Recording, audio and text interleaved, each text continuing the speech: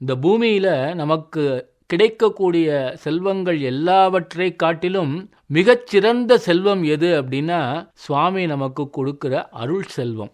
அதுதான் நிலையானது. சுவாமி தர்ஷனுக்கு வரத கொஞ்சம் நம்ம நினச்சி பார்க்கலாம். வேதம் ஆரம்பிச்சிடுதுன்னா நம்ம எல்லார் கண்ணும் சுவாமியோட இல்லத்தை நோக்கியே இருக்கும்.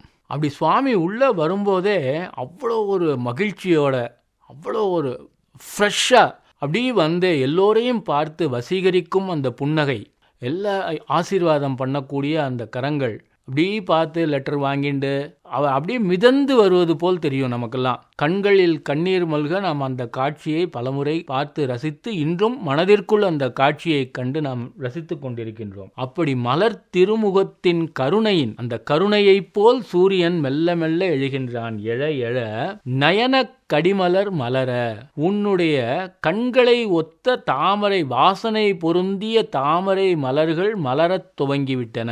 மற்று அண்ணல் அம் கண்ணாம் திரள் நிறை அறுபதம் முரல்வன. இந்த பூத்து குலுங்கும் தாமரை மலர்களிலிருந்து வடிகின்ற தேனை குடிப்பதற்காக திரளாக வண்டுகள் ரீங்காரமிட்டபடி வந்து கொண்டிருக்கிறதாம். திரள் நிறை அறுபதம் முரல்வன. இப்படியெல்லாம் இருக்கக்கூடிய திருப்பெருந்துறை என்னும் ஊரிலே எழுந்தருளியிருக்கின்ற சிவபெருமானே, அருள்நிதி தரவரும் ஆனந்த மலையே, அலைகடலே பள்ளி எழுந்தருளாயே என்று இந்த பாடலை முடிக்கின்றார்.